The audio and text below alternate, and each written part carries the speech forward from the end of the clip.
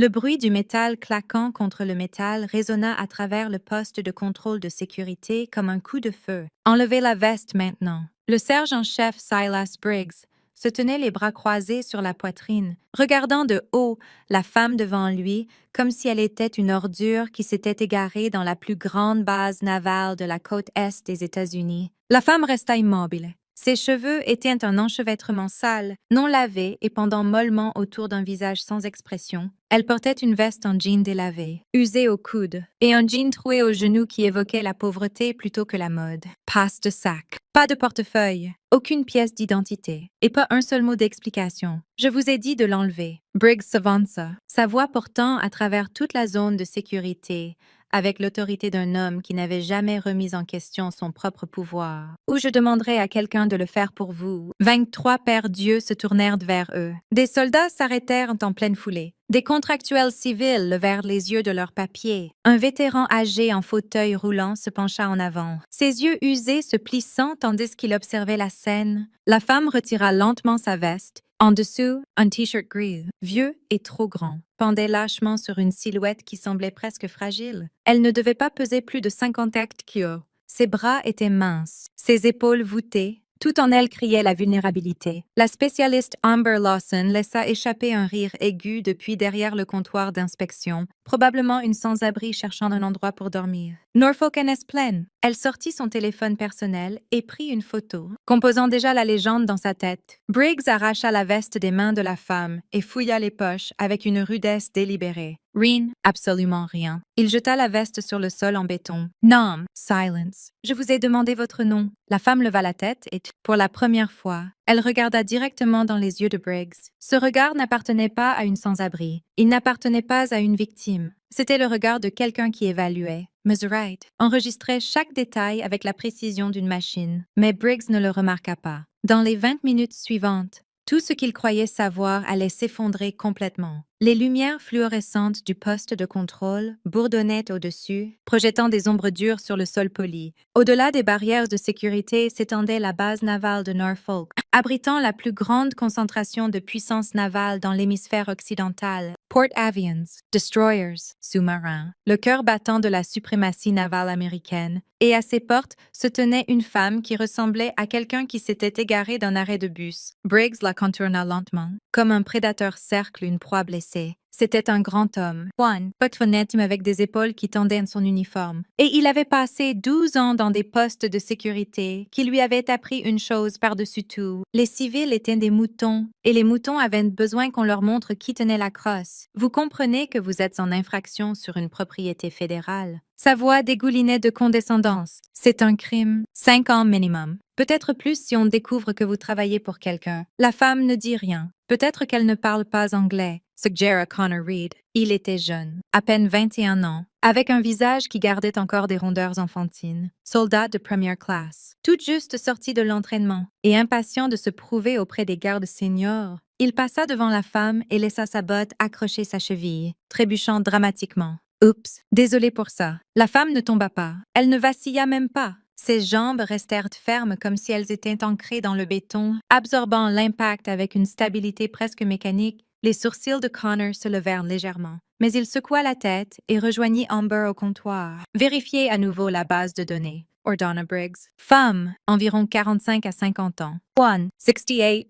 Aucun signe distinctif visible, aucune identification. Croisé avec les personnes disparues, le maître de deuxième classe Flynn Garrett hocha la tête et se tourna vers son ordinateur, ses doigts se déplaçant sur le clavier avec une efficacité exercée. C'était le spécialiste technique du groupe, méthodique et précis, et contrairement à ses collègues, il ne prenait aucun plaisir au spectacle qui se déroulait devant lui. Quelque chose dans l'immobilité de la femme le dérangeait. Elle était trop complète, trop contrôlée. Les yeux de la femme se déplaçaient presque imperceptiblement, balayant le poste de contrôle selon un motif que Flynn ne pouvait pas tout à fait identifier. Elle regarda la caméra montée dans le coin éloigné, puis celle au-dessus de la porte, puis l'espace entre elles. Son regard s'attarda sur le capteur de mouvement près de l'entrée principale. puis se déplaça vers la grille de ventilation près du plafond, 3 secondes, peut-être 4, et quelque chose dans son expression changea, si subtil que si vous cligniez des yeux, vous l'auriez manqué. Le vétéran âgé en fauteuil roulant le remarqua. Son nom était Hector Morrison, 70 ans, un survivant de la guerre du Vietnam qui avait vu plus de combats que tous dans ce poste de contrôle réuni. Il était venu rendre visite à un vieil ami dans l'aile de l'hôpital, mais maintenant il était figé, observant la femme avec une intensité qui frôlait la reconnaissance. Amenez-la dans la salle d'inspection, commanda Briggs. Foule complète. 2 gardes s'avancèrent, mais la femme parla avant qu'ils ne puissent la toucher. Salle d'inspection. Pas ici. Sa voix était neutre. Plate, complètement dépourvue d'émotion. Mais il y avait quelque chose dessous, quelque chose qui fit reculer Connor sans qu'il s'en rende compte. Briggs Red, c'était un son cruel conçu pour humilier. Vous pensez pouvoir faire des demandes. Madame, vous êtes à 3 secondes de passer la nuit dans une cellule de détention. Bougez. Ce que le sergent Briggs ne réalisait pas, c'était que chaque mot qu'il disait, chaque action qu'il prenait était enregistrée. Pas par des caméras, par quelque chose de bien plus dangereux. Si vous pensez savoir où va cette histoire, je vous promets que vous vous trompez. Appuyez sur le bouton s'abonner maintenant, parce que ce qui se passe ensuite va complètement changer la façon dont vous voyez cette femme.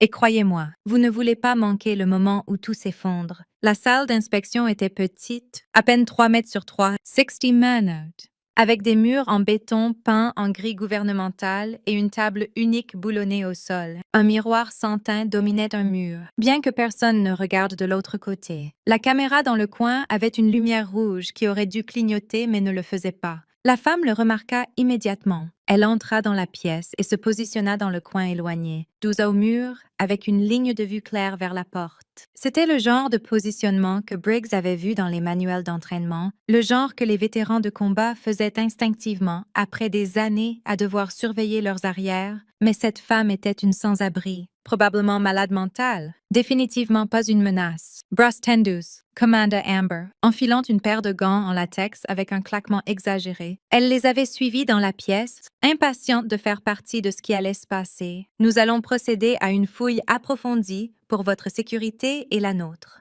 La femme étendit ses bras. Amber commença par les poches du jean, ne trouvant rien d'autre que de la peluche. Puis elle passa à la ceinture, aux chaussettes, au col du t-shirt. Ses mains étaient rudes, délibérément, traitant le corps de la femme comme un objet à traiter plutôt qu'une personne à respecter. Qu'est-ce que c'est? Les doigts d'Amber se refermèrent sur quelque chose sous le tissu gris, une chaîne cachée sous le chemise. Elle la tira d'un coup sec, sortant une fine chaîne en argent avec un petit pendentif métallique. Le pendentif était inhabituel, ni tout à fait rond, ni tout à fait carré. La surface avait été usée lisse par des années de manipulation, mais de faibles marques étaient encore visibles si on regardait de près. Des symboles qui ne signifiaient rien pour les yeux non entraînés d'Amber. Qu'est-ce que c'est? Un genre de porte-bonheur. Elle le leva à la lumière, l'examinant avec une curiosité feinte. On dirait quelque chose qu'on trouve dans une boîte de céréales. Les yeux de la femme suivirent le pendentif, mais son expression resta inchangée. C'est une médaille de défi, dit une voix depuis la porte. Tout le monde se tourna. Le maître principal, Caleb Porter, se tenait sur le seuil, son visage buriné indéchiffrable. Il était dans la fin de la cinquantaine, avec des cheveux gris coupés ras, et l'autorité tranquille qui venait de décennies de service. Il passait par là quand quelque chose l'avait arrêté, quelque chose qu'il ne pouvait pas tout à fait nommer. « Laissez-moi voir ça », dit-il, entrant dans la pièce sans demander la permission. Amber hésita, puis le lui tendit. Porter tourna la médaille dans ses doigts, son front se plissant tandis qu'il étudiait la surface usée. Les symboles étaient presque complètement effacés, mais il pouvait distinguer des fragments. Un aigle, un trident, des chiffres qui pourraient être une date ou autre chose entièrement. Pendant un instant, quelque chose traversa son visage. Reconnaissance, inquiétude. Cela disparut avant que quiconque ne puisse l'identifier. « Où avez-vous eu ça ?» demanda-t-il à la femme, sa voix plus douce qu'elle n'avait le droit de l'être. Elle ne répondit pas. « Maître principal, c'est une affaire de sécurité, » interrompit Briggs, son ton indiquant clairement que la présence de Porter était indésirable. « Nous nous en occupons à partir d'ici. » La mâchoire de Porter se serra presque imperceptiblement. Il regarda la femme une fois de plus, quelque chose d'inexprimé passant entre eux. puis il recula. Bien sûr, Sergeant. Je m'assure juste que le protocole est suivi. Il posa la médaille sur la table et partit, mais pas sans jeter un regard par-dessus son épaule. La femme le regarda s'éloigner. Le maître principal Porter sortit sa tablette, l'un de ces appareils militaires robustes conçus pour survivre aux tempêtes de sable, aux chutes et aux zones de combat. Le genre avec un stockage crypté qui pouvait contenir des documents classifiés sans laisser d'empreinte numérique. Il tapa l'écran 2 fois, ses doigts burinés se déplaçant avec une efficacité exercée, et commença à consulter les protocoles de sécurité de la base. Ce qu'il trouva allait tout changer. De retour dans la salle d'inspection, l'atmosphère s'était alourdie. Briggs se tenait les bras croisés, observant tandis qu'Amber continuait sa fouille. La femme avait été soumise à une palpation qui frôlait l'agression, ses vêtements examinés centimètre par centimètre, et pourtant, elle n'avait pas protesté, n'avait rien fait d'autre que rester là avec cette immobilité déconcertante. Rien sur elle. Report à Amber. La frustration s'insinuant dans sa voix. Pas d'armes, pas de drogue, pas d'identité. Juste cette stupide médaille. Et le détecteur de métal? Demanda Briggs. Il a signalé quelque chose sur son côté gauche. Ça devait être la chaîne. C'est le seul métal qu'elle a. Briggs n'était pas satisfait. Il s'approcha de la femme, envahissant son espace personnel avec une agressivité délibérée. « Qui êtes-vous? Et ne me donnez pas le traitement du silence. Je fais ça depuis 12 ans. Je peux rendre votre vie très difficile. » La femme inclina légèrement la tête, comme si elle considérait ses mots, puis elle parla, sa voix toujours plate, mais avec quelque chose de nouveau dessous. Quelque chose qui ressemblait presque à de l'amusement. « Vous devriez vérifier votre caméra. » Briggs cligna des yeux. Quoi? Coin supérieur gauche. La lumière rouge ne clignote pas, ce qui signifie qu'elle est soit désactivée, soit qu'elle enregistre sur une source externe. Votre capteur de mouvement près de la porte a un délai de 3 secondes entre l'activation et l'alerte. Largement assez de temps pour que quelqu'un se faufile. Et la grille de ventilation au-dessus de nous, pas d'écran de sécurité. Un enfant pourrait passer à travers la pièce devint silencieuse. Flynn, qui les avait suivis avec son ordinateur portable, consulta immédiatement les diagnostics de sécurité. Son visage pâlit. « Elle a raison, dit-il. Sa voix à peine au-dessus d'un murmure. La caméra est hors ligne depuis 6 heures. Le capteur de mouvement montre un délai de exactement 2 secondes et la ventilation. Il fit défiler les schémas du bâtiment. Il n'y a pas de grille de sécurité installée. C'est sur la liste des demandes de maintenance depuis 8 mois. La bouche d'Amber s'ouvrit et se ferma comme un poisson hors de l'eau. Connor semblait sur le point de vomir. Et Briggs restait figé, son visage passant par la confusion, la colère, et quelque chose qui pourrait être le premier frémissement de la peur. « Comment savez-vous ça? » demanda-t-il. « Comment diable savez-vous ça? » La femme ne répondit pas. Elle se contenta de regarder l'horloge au mur. Il était 14h32. Elle était dans le poste de contrôle depuis exactement 17 minutes.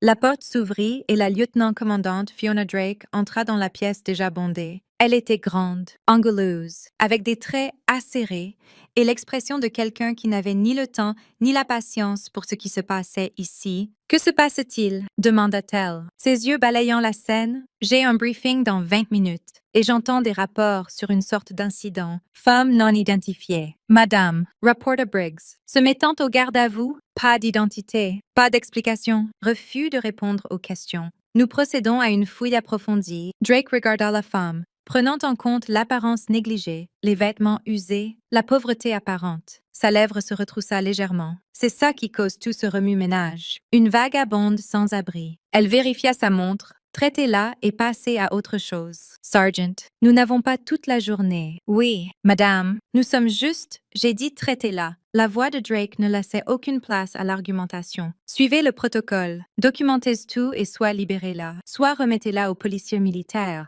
Peu m'importe laquelle. Faites-le. C'est tout. Elle se tourna pour partir, puis s'arrêta à la porte. Ed Sergeant, assurez-vous que ça ne se reproduise pas. La sécurité devrait pouvoir gérer une femme non armée sans en faire un cirque. Elle était partie avant que Briggs ne puisse répondre. La femme observa le départ de Drake avec ses mêmes yeux mesurants. Quand la lieutenant-commandante passa directement devant elle, elle ne détourna pas le regard. Elle ne recula pas, et pendant un instant, si bref que personne d'autre ne le remarqua, Drake hésita, son pas faibli d'une demi-foulée, comme si une partie primitive de son cerveau avait enregistré une menace que son esprit conscient ne pouvait identifier. Puis elle fut dehors, ses talons claquant contre le sol en béton. À l'extérieur de la salle d'inspection, une petite foule s'était rassemblée. Le mot s'était répandu dans le poste de contrôle comme une traînée de poudre, et maintenant, soldats et civils trouvait des excuses pour traîner près des fenêtres, espérant apercevoir ce qui se passait à l'intérieur. Parmi eux se trouvait Willow Chen, 19 ans.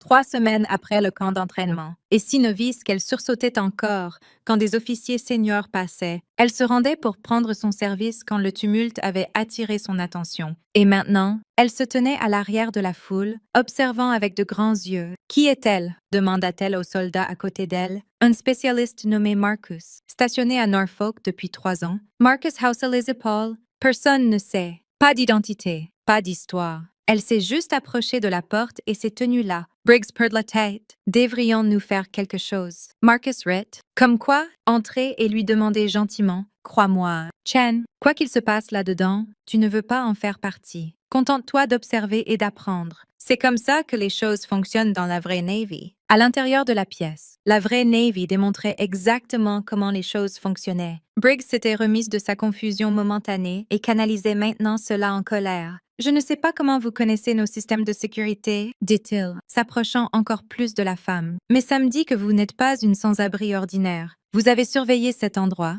probablement en train de planifier quelque chose. Sergeant, commença Flynn. Taisez-vous. Garrett, je m'en occupe. Briggs sortit sa radio. IC Post Alpha. J'ai besoin de la police militaire dans la salle d'inspection principale. Nous avons une menace de sécurité potentielle. L'expression de la femme ne changea pas, mais quelque chose bougea dans la pièce. L'air sembla s'alourdir. Amber recula inconsciemment, se positionnant plus près de la porte. Vous savez ce que je pense, continua Briggs, sa voix basse et dangereuse. Je pense que vous êtes une sorte d'espionne, peut-être russe, peut-être chinoise. Ça expliquerait pourquoi vous en savez autant sur nos systèmes. Ça expliquerait pourquoi vous ne parlez pas. Il sourit, l'expression laide de satisfaction. Les policiers militaires vous feront cracher la vérité. Ils ont des méthodes. La porte s'ouvrit à nouveau et le fauteuil roulant entra. Hector Morrison, le vétéran du Vietnam, avait manœuvré son fauteuil dans le couloir et à travers la foule grandissante, et maintenant, il se tenait dans l'embrasure avec une expression qui le faisait paraître des décennies plus jeune. « Phils, dit-il, sa voix portant le gravier de 78 ans de vie dure, je pense que vous faites une très grosse erreur. »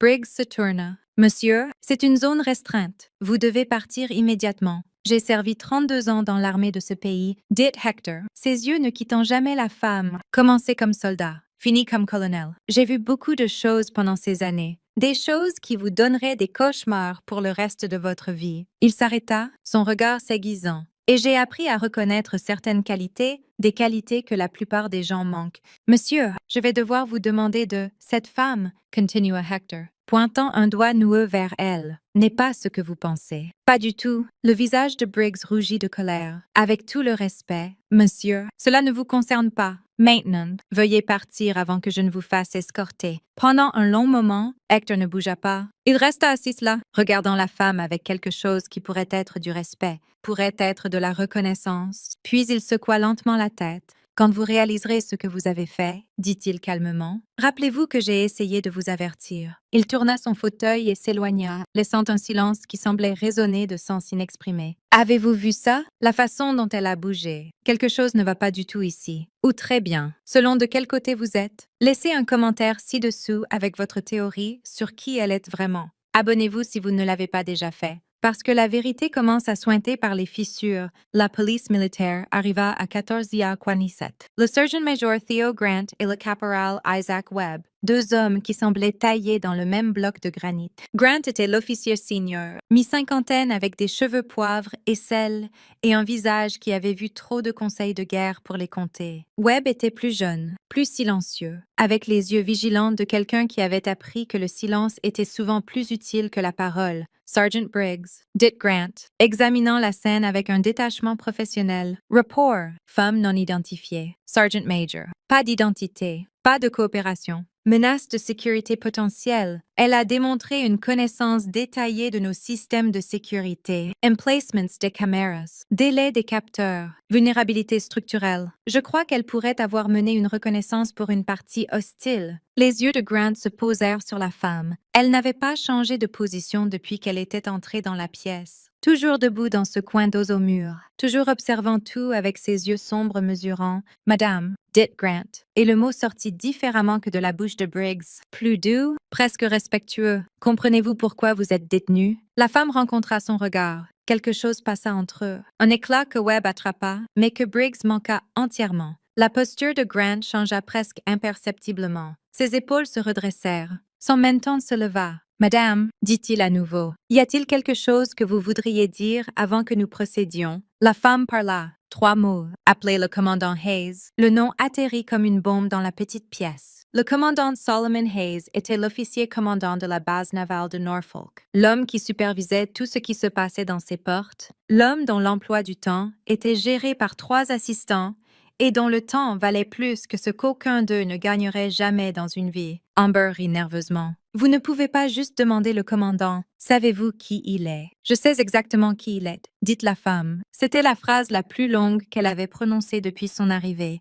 Drake, qui était revenu après avoir reçu la notification des policiers militaires, secoua la tête avec un mépris à peine dissimulé. C'est ridicule. Elle est clairement délirante. Traitez-la et qu'on en finisse. Madame, dit Grant lentement, ses yeux toujours fixés sur la femme, vous me demandez de contacter l'officier commandant de cette base. Ce n'est pas quelque chose que je peux faire sans justification. La femme ne cligna pas des yeux. Vous trouverez la justification? Je suggère que vous passiez l'appel. Assez, Briggs s'avança, menottes à la main, Sergeant Major, avec votre permission. J'aimerais menotter la suspecte. Et il tendit la main vers son poignet. Ce qui se passa ensuite prit moins de 2 secondes. Le corps de la femme pivota, un mouvement contrôlé qui utilisa l'élan de Briggs contre lui. Son bras bougea en un arc précis, brisant sa prise avec une technique que Flynn identifierait plus tard de son entraînement aux arts martiaux comme une manipulation articulaire parfaite. Briggs trébucha en arrière, déséquilibré, et sa main jaillit instinctivement,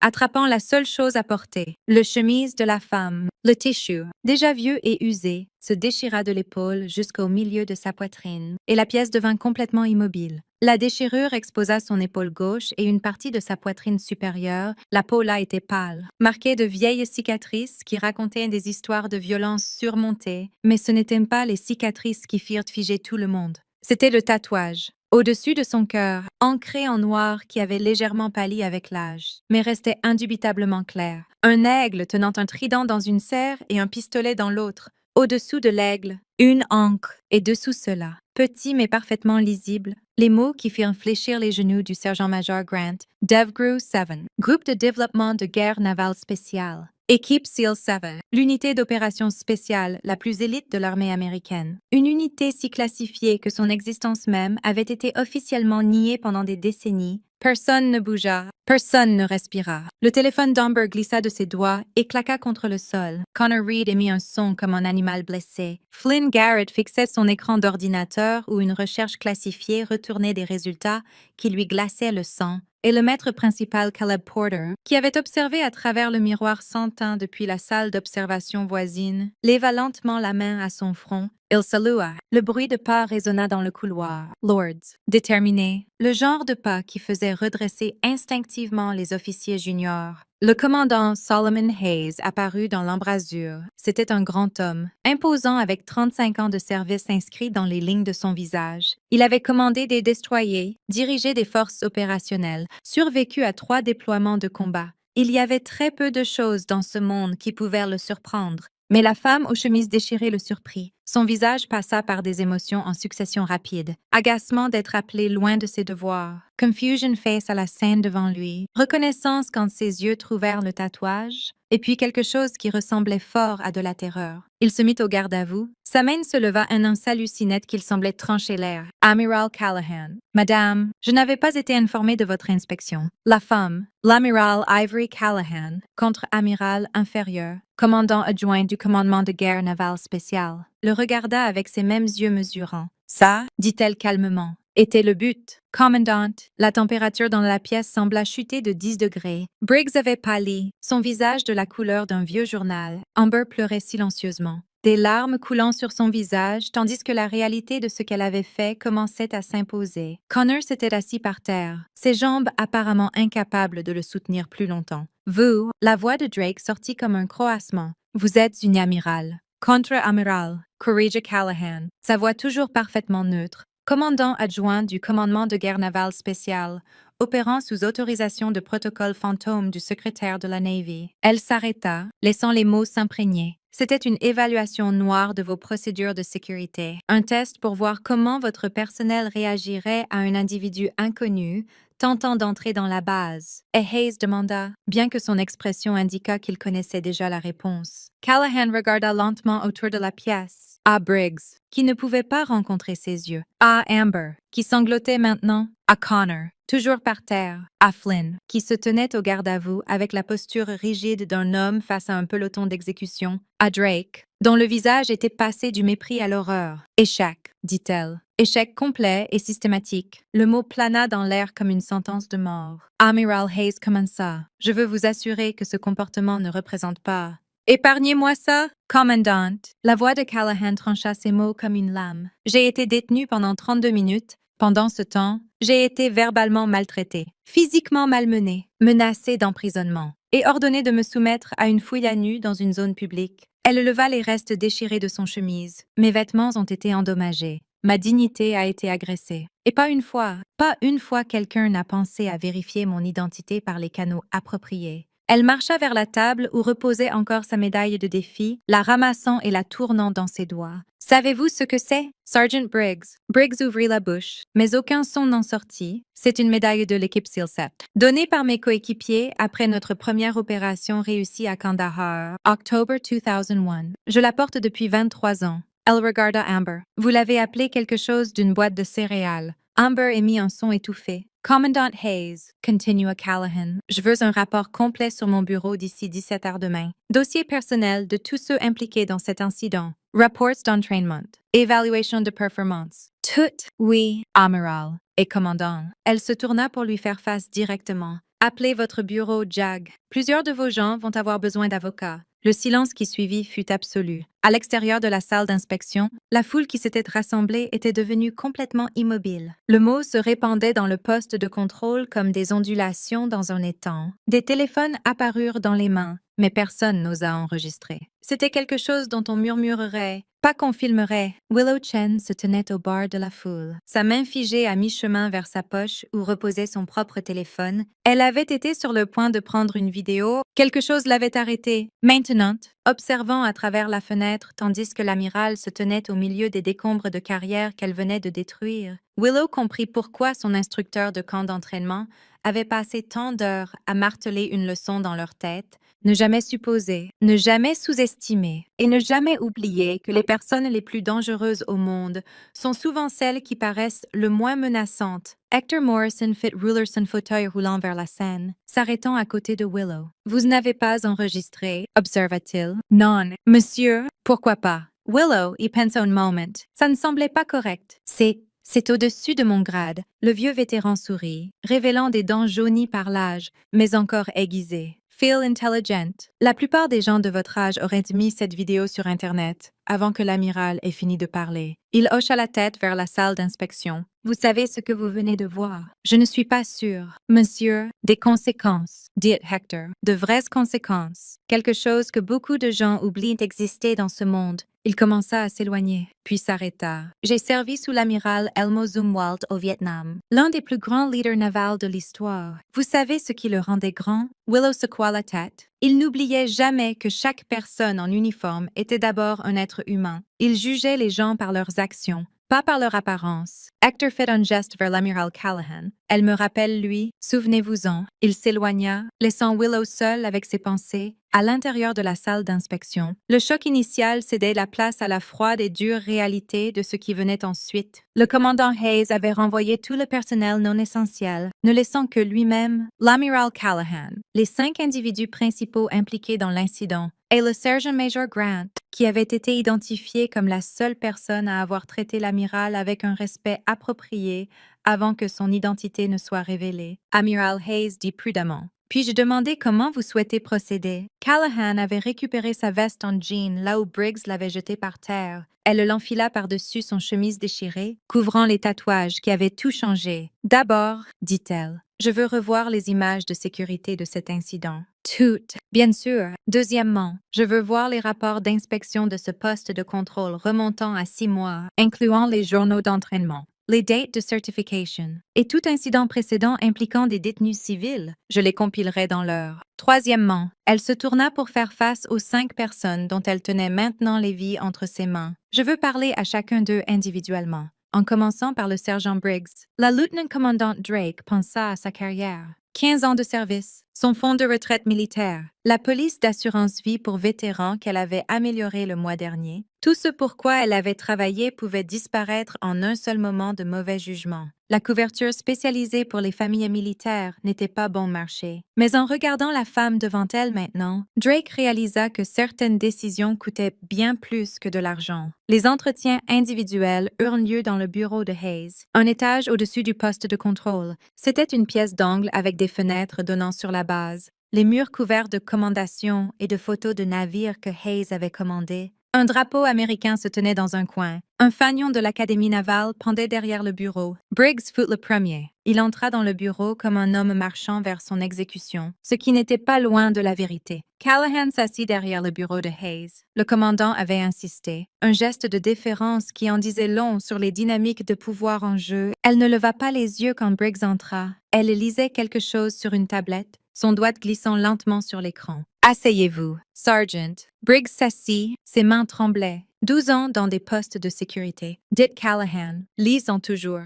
Promu 2 fois. Réprimandée 1 fois en 2018 pour usage excessif de la force lors d'une détention, elle leva les yeux. Cette réprimande a été retirée de votre dossier après que vous ayez déposé une plainte. Vous souvenez-vous de ce que vous avez dit dans cette plainte? Le gosier de Briggs se serra.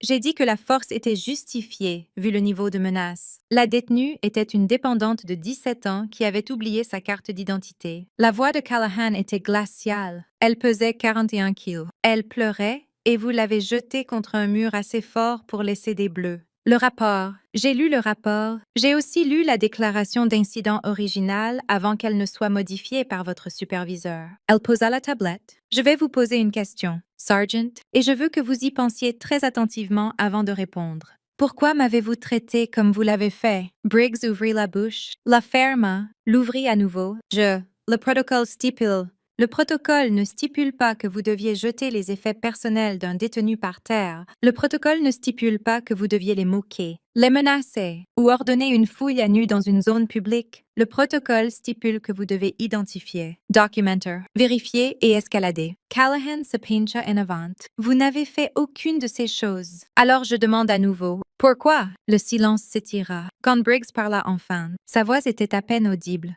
Parce que je le pouvais? Callahan hocha lentement la tête. Parce que vous le pouviez, parce que vous aviez le pouvoir et que elle, je n'en avais aucun. Parce qu'il n'y avait pas de conséquences, pas de surveillance. Personne qui croirait ma parole contre la vôtre. Elle se leva. Ça, Sergeant, c'est la définition de l'abus d'autorité. Et dans la Navy des États-Unis, l'abus d'autorité n'est pas seulement une violation des règlements. C'est une trahison de tout ce que cet uniforme est censé représenter. Admiral, s'il vous plaît. Conseil de guerre, dit Callahan Platement. Vous serez formellement accusé dans 72 heures. D'ici là, vous êtes relevé de vos fonctions et confiné à vos quartiers. Elle décrocha le téléphone sur le bureau. Sergeant Major Grant, veuillez escorter le sergent Briggs à ses quartiers. Tandis que Briggs était emmené, quelque chose se brisa en lui. Pas sa fierté, qui avait été brisée au moment où il avait vu ce tatouage. Quelque chose de plus profond, quelque chose qui lui avait permis de croire pendant 12 ans qu'il était l'un des bons. Il ne pleurait pas. Les hommes comme Briggs ne pleurent pas. Mais le vide dans ses yeux racontait la même histoire. Amber fut la suivante. Contrairement à Briggs, elle n'essaya pas d'expliquer ou de justifier. Elle entra, s'assit et attendit le jugement avec l'expression résignée de quelqu'un qui savait qu'il n'y avait pas d'échappatoire. Specialist Lawson. Commença Callahan. Parlez-moi des photographies. Le visage d'Amber, déjà pâle, Devant gris. Les photographies, celles que vous avez prises sur votre téléphone personnel de moi, dans une situation de détention. La voix de Callahan était douce, presque gentille, ce qui la rendait pire. Pensiez-vous que je n'avais pas remarqué?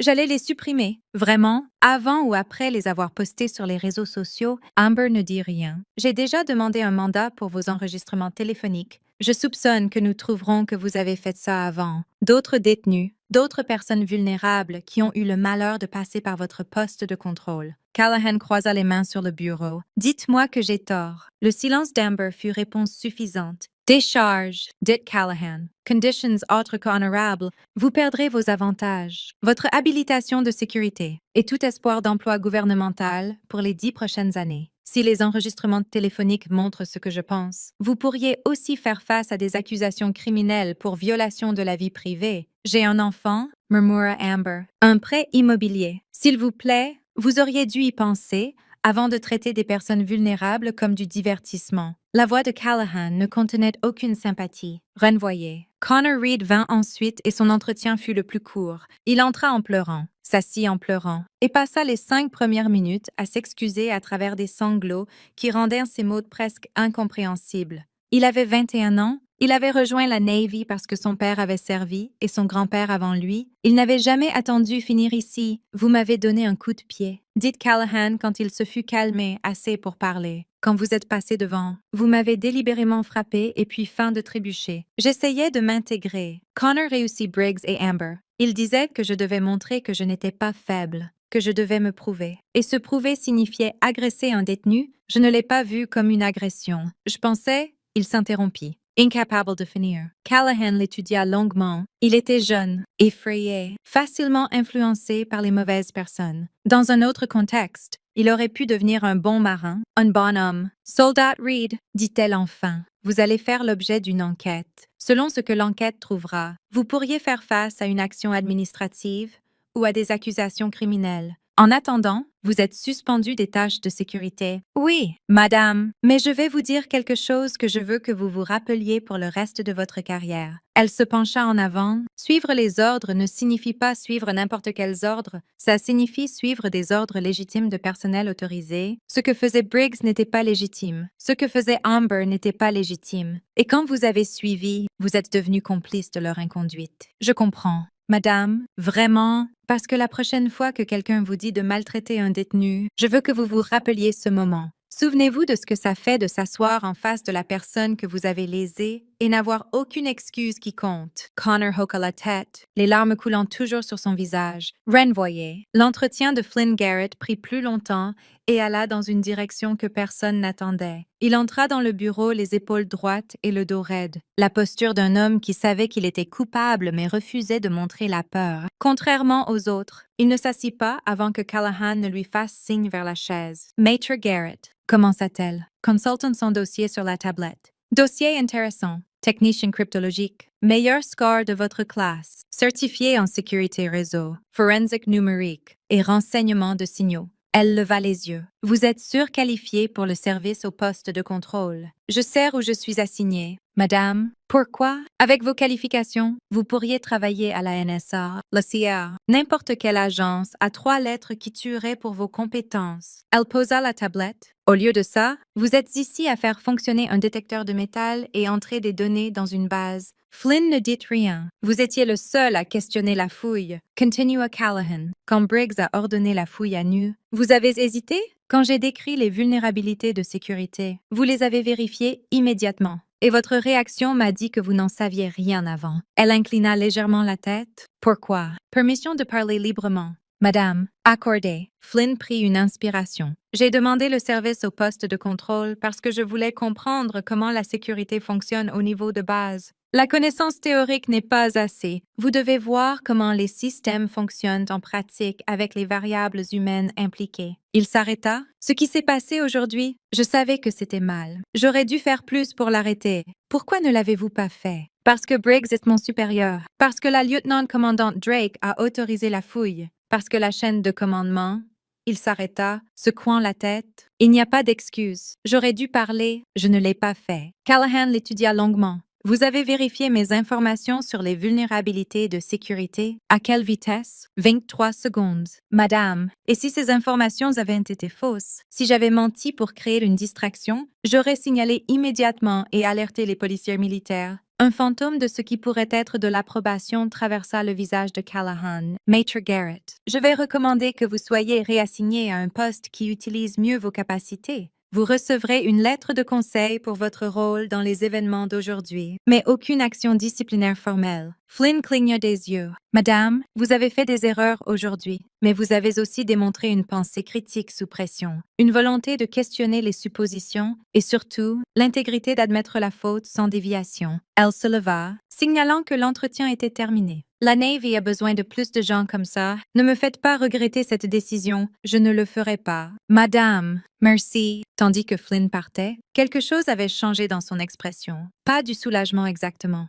Quelque chose de plus comme de la résolution. Fiona Drake fut la dernière. Elle entra dans le bureau de Hayes avec la tenue rigide de quelqu'un qui se tenait ensemble par pure force de volonté. Sa carrière n'était pas juste endommagée. Elle pendait à un fil, et elle le savait. 15 ans de service. Promotions, commendations, tout cela potentiellement effacé par un après-midi de mauvais jugement. Lieutenant Commandante Drake, dit Callahan, faisant signe vers la chaise. Drake s'assit. J'ai revu votre dossier. Service exemplaire. Évaluation solide. Potentiel de leadership. Callahan s'arrêta. Et pourtant, répéta Drake. Sa voix creuse. Vous êtes entré dans ce poste de contrôle, avez vu une femme maltraitée, et votre premier instinct a été d'accélérer le processus plutôt que de le questionner. La voix de Callahan était froide, analytique. Pourquoi? Drake fut silencieuse longuement. Quand elle parla, sa voix était à peine au-dessus d'un murmure. Parce que j'étais occupée, parce qu'elle ressemblait à comme à rien, comme à personne d'important. Elle déglutit difficilement. Parce que j'ai supposé, vous avez supposé, oui, madame. Et qu'avez-vous appris aujourd'hui sur les suppositions? Drake leva les yeux, rencontrant ceux de Callahan pour la première fois, qu'elles peuvent mettre fin à des carrières, mettre fin à des vies, que quand vous êtes en position d'autorité, chaque supposition que vous faites a des conséquences pour des gens qui ne peuvent pas se défendre. Callahan hocha lentement la tête. Lieutenant Commandante, je ne vais pas mettre fin à votre carrière aujourd'hui. Le souffle de Drake se bloqua. Vous allez recevoir une lettre de réprimande qui ira dans votre dossier permanent. Cela affectera probablement vos chances de promotion. Vous pourriez passer le reste de votre carrière à ce grade. Callahan se pencha en arrière. Mais vous avez suivi le protocole quand vous avez donné l'ordre de procéder. Vous avez aussi instruit votre personnel de le faire correctement. Ça n'excuse pas votre comportement, mais ça démontre que quelque part sous les suppositions, il y a un officier qui comprend les règles. Merci, amiral. Ne me remerciez pas. Je ne vous fais pas une faveur. La voix de Callahan s'aiguisa. Je vous donne une seconde chance parce que je crois que vous pouvez apprendre de ça. Prouvez-moi que j'ai tort.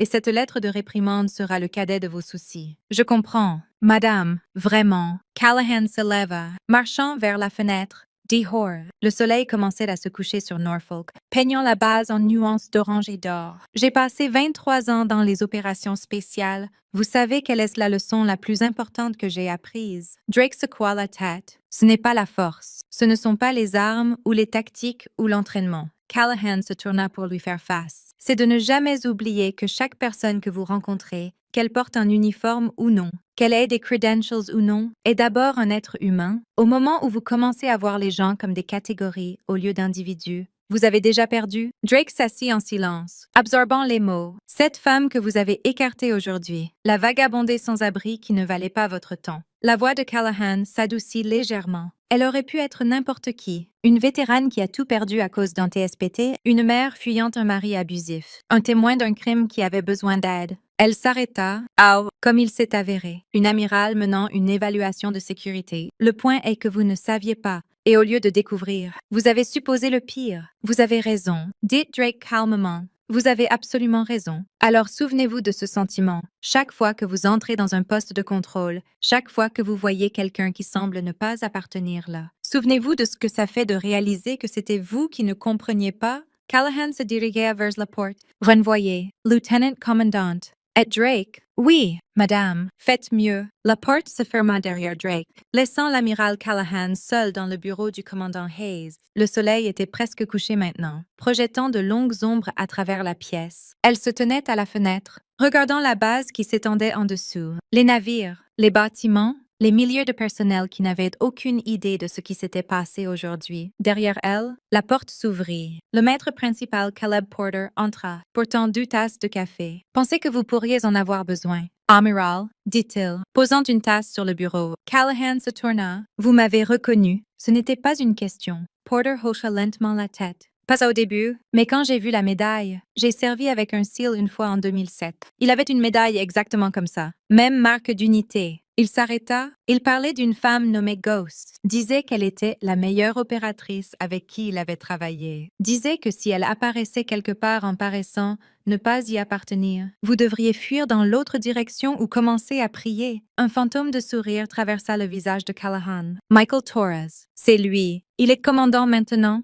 gérant des opérations à Coronado. Elle prit le café, un botte une gorgée. Comment avez-vous su de rester silencieux? J'ai pensé que si vous vouliez que les gens sachent qui vous étiez, vous leur auriez dit. Porter haussa les épaules. Aussi pensé que quoi que vous fassiez était au-dessus de mon grade.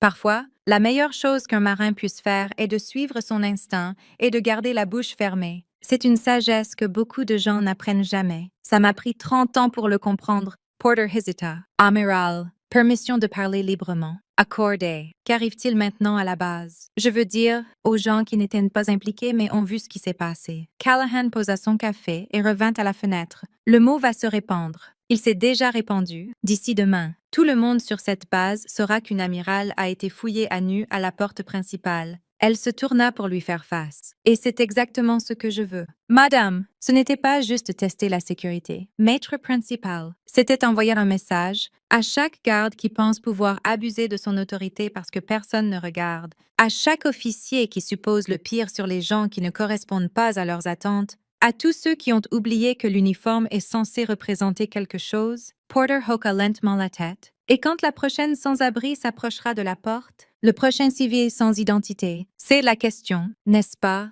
Callahan s'arrête. Mais il n'y avait pas de chaleur dedans. Je peux déposer des rapports. Je peux mettre fin à des carrières. Je peux restructurer les protocoles et imposer des entraînements. Mais je ne peux pas changer la culture. Pas seul. Ça prend tout le monde. Chaque marin, chaque officier, chaque contractuel civil choisissant de faire mieux. Et s'ils ne le font pas, alors je reviendrai. Elle ramassa sa veste, l'enfilant par-dessus son chemise ruinée, et la prochaine fois, je ne m'annoncerai pas du tout. La base était calme, tandis que l'amiral Callahan se dirigeait vers le parking où un SUV noir attendait. La foule qui s'était rassemblée au poste de contrôle s'était dispersée, mais elle pouvait sentir des yeux sur elle de toutes directions, observant des fenêtres, des embrasures, des ombres entre les bâtiments. D'ici demain, elle savait que son visage serait connu. Sa réputation la précéderait. Tant mieux. Le maître principal Porter marchait à côté d'elle, silencieux et stable. Quand ils atteignirent le SUV, il ouvrit la porte arrière et se tint au garde-à-vous. Amiral, ça a été un honneur. Maître principal Callahan s'arrêta avant d'entrer. Cette jeune femme, la recrue qui n'a pas enregistré l'incident.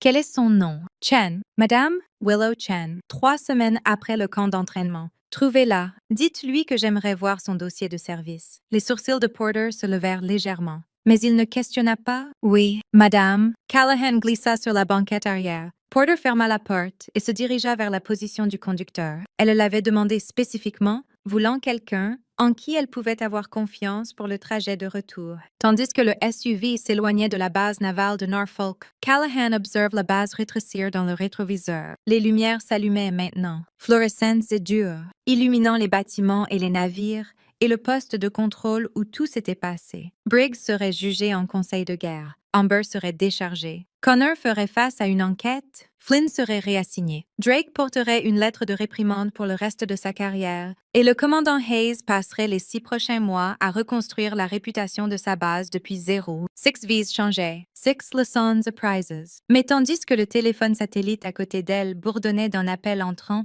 Callahan savait que les événements d'aujourd'hui n'étaient que le début. Elle répondit à la deuxième sonnerie. Ghost Actual? La voix à l'autre bout était familière. L'Admiral James Warren, commandant du commandement de guerre naval spécial. Son patron, la seule personne qui connaissait toute l'étendue de ce qu'elle faisait vraiment. Norfolk est la 3e installation, dit Warren sans préambule. Résultats identiques aux 2 autres. Protocoles d'intelligence humaine compromis. Procédure de sécurité plus préoccupée par l'apparence que par la substance. Personnel qui a oublié ce que l'uniforme signifie vraiment. Le motif tient. Malheureusement, Callahan observa la skyline de Norfolk disparaître derrière une rangée d'arbres. Mais ce n'est pas ce qui m'inquiète. Expliquait. Les vulnérabilités de sécurité que j'ai identifiées aujourd'hui, la caméra hors ligne, le délai du capteur, la ventilation non sécurisée, ce ne sont pas des échecs aléatoires. Ils sont systématiques. Quelqu'un a désactivé des systèmes spécifiques selon un motif spécifique. Elle s'arrêta. Quelqu'un qui savait exactement quoi cibler. Silence à l'autre bout. Puis vous dites que nous avons une taupe. Je dis que nous avons une fuite quelque part dans la Navy. Quelqu'un qui a accès aux protocoles de sécurité, aux horaires d'inspection et au code d'autorisation de protocole fantôme. La voix de Callahan durcit. Il savait que je venais. Amaral. Peut-être pas aujourd'hui spécifiquement, mais il savait que les inspections avaient lieu et il se préparait. C'est une allégation sérieuse. C'est une situation sérieuse. Plus de silence. Quand Warren parla à nouveau, sa voix était grave. DevGruset est activé. Nous avons trouvé un point de connexion. Interceptions de communication qui suggèrent que la fuite est interne. Haut niveau interne. Il s'arrêta. Ils savent pour vous, Ivory. Ils savent pour Ghost. L'expression de Callahan ne changea pas. Mais quelque chose bougea derrière ses yeux. Qui c'est? Nous ne les avons pas identifiés encore. Mais les interceptions sont claires. Ils suivent vos mouvements, vos évaluations. Ils savent que vous vous approchez de quelque chose. Alors je m'approcherai plus. Ce n'est pas pourquoi je vous dis ça. La voix de Warren portait un avertissement. Je vous le dis parce que vous devez être prudente. Qui que soient ces gens, ils ne jouent pas. 3 installations compromises de la même façon. Échec de sécurité coordonné. Ce n'est pas une coïncidence. C'est une infrastructure. Ils ont construit quelque chose et vous le menacez. Bien. Callahan regarda par la fenêtre le ciel s'assombrissant. Alors il est temps d'arrêter de tester et de commencer à chasser. Elle termina l'appel et posa le téléphone de côté. Porter, qui avait conduit en silence, la regarda dans le rétroviseur. Problème. Amiral. Toujours. Maître principal. Elle rencontra ses yeux dans le reflet. Mais c'est pour ça que nous sommes là. Le SUV continua sur l'autoroute, emportant l'amiral Ivory Callahan loin de Norfolk et vers ce qui venait ensuite. Derrière elle, la base s'installa dans sa routine du soir. Gardes changeant de quart, marins retournant au quartier, officiers remplissant des papiers sur un incident qui serait discuté pendant des années. Et quelque part dans l'obscurité, quelqu'un observait, attendait, planifiait, la chasse ne faisait que commencer. Mais c'est une histoire pour une autre fois. Nous sommes sur le point de franchir un point de non-retour. Tout ce que vous avez vu jusqu'ici mène à ce qui vient ensuite. Si vous regardez sans être abonné, c'est le moment, parce que dans les prochaines minutes, toute cette histoire explose. Briggs aurait besoin d'un avocat. Un bon, le genre spécialisé dans la défense en tribunal militaire. Procedures JAG et cas de conseil de guerre. Il y avait maintenant des cours en ligne. Formations à la préparation légale pour les membres du service face à des actions disciplinaires. Il avait ri de ces pubs avant. Il ne riait plus. Certaines leçons, on les apprend trop tard. Maintenant, vous comprenez pourquoi on l'appelle Ghost. Mais cette histoire n'est pas terminée. Il y a une autre vidéo qui montre ce qui s'est passé ensuite. L'enquête, les dossiers classifiés, les secrets qui n'ont jamais atteint les nouvelles. Liens dans la description. Le matin après l'incident se leva gris et froid sur la base navale de Norfolk. Le genre de matin de décembre qui faisait mal aux os et rendait le souffle visible. Mais le froid dans l'air n'était rien comparé au gel qui s'était installé sur les bureaux administratifs de la base. Le commandant Solomon Hayes n'avait pas dormi. Il avait passé la nuit dans son bureau à revoir les images de sécurité, compiler des rapports et passer des appels qu'il avait espéré ne jamais avoir à faire. Le café sur son bureau avait refroidi des heures plus tôt, mais il continuait à le boire, le goût amer correspondant à son humeur. Assez ça! Son téléphone sonna. Commandement des forces de la flotte. Commandant Hayes. La voix à l'autre bout dit « L'amiral Richardson veut un briefing complet d'ici 9 heures en personne. Apportez tout. » La ligne se coupa avant que Hayes ne puisse répondre. Il posa le téléphone et regarda par sa fenêtre la base s'éveillant en dessous. Marins se déplaçant entre les bâtiments, leur souffle formant de la buée dans l'air froid. Navires amarrés, leurs coques brillant de givre matinal. Tout semblait normal. Tout ressemblait exactement à ce que c'était la veille au matin, avant qu'une femme en veste en jean déchiré n'ait franchi sa porte et détruit des carrières avec rien de plus que de la patience et un tatouage. Mais rien n'était normal. Rien ne serait normal pendant très longtemps. La zone de détention où Briggs avait été confiné pendant la nuit était une petite pièce dans le bâtiment de sécurité meublé d'un lit de camp, de toilettes et d'une chaise unique. Ce n'était pas techniquement une cellule. Il n'avait pas été formellement accusé encore, mais la porte verrouillée et le garde dehors racontaient une autre histoire. Briggs s'assit sur le lit de camp, fixant ses mains. C'étaient de grandes mains. Capables, des mains qui avaient tenu des armes et écrit des rapports et attrapé le poignet d'une femme assez fort pour déchirer son chemise. Il revoyait sans cesse ce moment dans son esprit, en boucle infinie, le tissu se déchirant, le tatouage apparaissant, le monde s'effondrant. Il avait appelé sa femme à minuit après que les policiers militaires l'aient escortée ici. Elle avait pleuré, demandé ce qui allait leur arriver, à leur prêt immobilier, au fonds universitaire de leur fils. Il n'avait pas eu de réponse. Il n'en avait toujours pas. La porte s'ouvrit et un officier JAG entra, Lieutenant Commandante Sarah Mitchell, selon sa plaque nominative. Jeune, aux yeux vifs, avec l'expression de quelqu'un qui avait vu cette situation avant et n'était pas impressionné. Sergeant Briggs, dit-elle, s'asseyant sur la chaise en face de lui, j'ai été assignée comme votre avocate préliminaire. Avant de procéder, je dois vous informer de vos droits sous le Code uniforme de justice militaire. Elle commença à lire d'une carte, les mots coulant sur Briggs comme de l'eau sur de la pierre. Il les entendit sans les traiter. Article 32. Enquête. Droit à un avocat. Droit au silence. Comprenez-vous ces droits comme je les ai expliqués? Briggs hoqua lentement la tête. Oui, madame. Bien. Mitchell posa la carte et sortit une tablette. Maintenant, parlons de ce qui s'est passé hier. Commencez du début. Briggs ouvrit la bouche pour parler, mais rien n'en sortit. Où commencez-vous à expliquer comment vous avez détruit votre propre vie? Comment mettez-vous en mots le moment où tout ce que vous pensiez savoir s'est avéré un mensonge? Sergeant, je pensais qu'elle n'était personne. Dit enfin Briggs. Sa voix, je l'ai regardée et j'ai vu rien. Juste un autre problème à traiter. Il rit amèrement. 12 ans sans sécurité, 12 ans d'entraînement, de protocols, de croire que je savais lire les gens et je n'ai pas vu ce qui était juste devant moi. Mitchell ne changea pas d'expression. Pour le dossier, Sergeant, admettez-vous les actions décrites dans le rapport de l'amiral Callahan? Oui, le mot sortit lourd. Final. Oui, j'ai fait tout ce qu'elle a dit que j'ai fait. Et plus, elle nota sur sa tablette, les accusations considérées incluent conduite inconvenante, abus d'autorité, agression et manquement au devoir. Selon les découvertes de l'enquête, des accusations supplémentaires pourraient être ajoutées. Quelle est la sentence maximale? Mitchell s'arrêta pour les accusations combinées. Décharge déshonorante, perte de tout salaire et allocations, et confinement jusqu'à 10 ans. Le nombre plana dans l'air. 10 ans. Son fils aurait 28 ans quand il sortirait. Sa femme serait... Il ne pouvait même pas y penser. Cependant, continua Mitchell, vous, votre dossier de service et les circonstances. Un arrangement de plaider coupable pourrait réduire ça significativement. L'amiral n'a pas indiqué si elle compte poursuivre les peines maximales.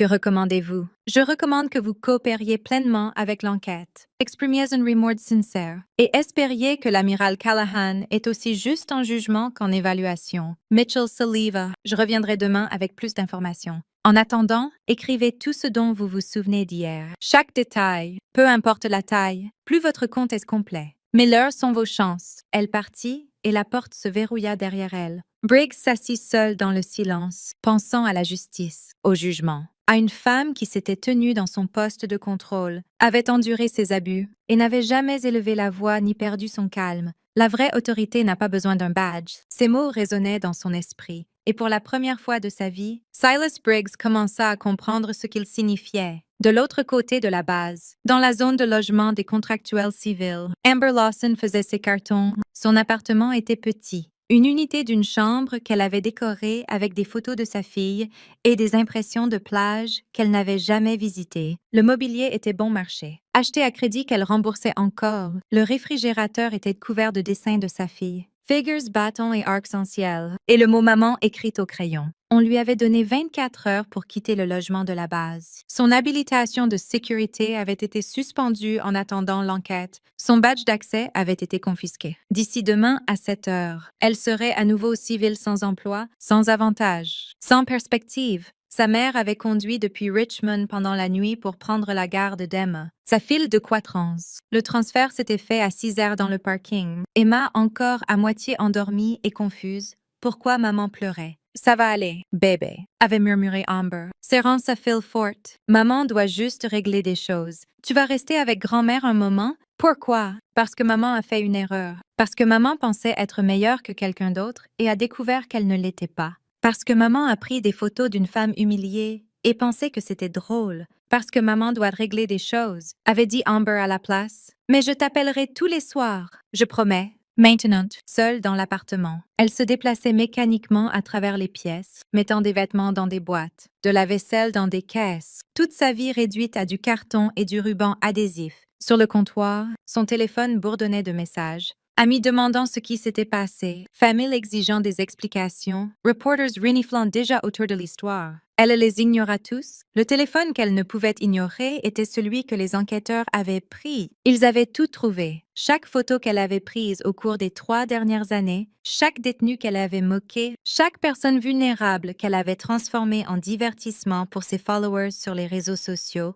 217 images. L'officier Jacques lui avait dit 217 violations de la vie privée, de la dignité, de la décence humaine basique. Des charges autres qu'honorables étaient le meilleur scénario. Maintenant, des accusations criminelles étaient toujours sur la table. Amber scotcha une autre boîte et essaya de ne pas penser à ce que sa fille dirait quand elle serait assez grande pour comprendre. Connor Reed avait été libéré dans ses quartiers avec ordre de ne pas quitter le bâtiment. Contrairement à Briggs, il n'avait pas été formellement confiné. Son implication était jugée secondaire, sa culpabilité moins claire. Mais l'enquête était en cours, et jusqu'à sa conclusion, son avenir restait incertain. Il s'assit sur sa couchette, fixant son téléphone. Son père avait appelé 6 fois. Sa mère, Whit, il n'avait répondu ni à l'un ni à l'autre. Que dirait-il? Papa, j'ai donné un coup de pied à une contre-amirale parce que je voulais que mes collègues pensent que j'étais dure. Maman, j'ai regardé une femme se faire fouiller à nu et n'ai rien dit parce que j'avais peur d'être appelée faible. Son colocataire, un maître nommé Torres, l'avait observé pendant l'heure passée avec un mélange de curiosité et de mépris. Alors, c'est vrai, demanda enfin Torres. Tu as vraiment agressé une amirale. Connor tressaillit. Je ne savais pas qu'elle était une amirale. Est-ce que ça importe? La question plana dans l'air. Connor y pensa. Vraiment y pensa pour la première fois depuis l'incident? Non, dit-il calmement. Non, je suppose que non. Torres hoqua lentement la tête. Mon grand-père était dans la Navy. Servi 30 ans. Retraité comme maître principal. Tu sais ce qu'il m'a dit quand je me suis enrôlée? Connor secoua la tête. Il a dit, la mesure d'un homme n'est pas comment il traite ses égaux, c'est comment il traite les gens qui ne peuvent pas se défendre. Torres se leva et marcha vers la porte. Tu devrais y penser. Il partit, et Connor fut seul avec le silence et sa honte. La lieutenant-commandante Fiona Drake s'assit dans ses quartiers, lisant la lettre de réprimande pour la 5e fois. Le langage était formel, clinique, le genre de prose bureaucratique qui réduisait l'échec humain à des points et des citations réglementaires. Échec à superviser correctement. Échec à intervenir. Échec à vérifier l'identité avant d'autoriser des mesures de sécurité renforcées. Chaque échec était un clou dans le cercueil de sa carrière. Elle avait travaillé si dur pour arriver ici, diplômée de l'académie, première de sa classe à l'école des candidats officiers. Promotions précoces. Excellentes évaluations. Une trajectoire qui semblait imparable. Et maintenant, parce qu'elle était pressée, parce qu'elle avait supposé, parce qu'elle avait vu une femme sans abri au lieu d'un être humain.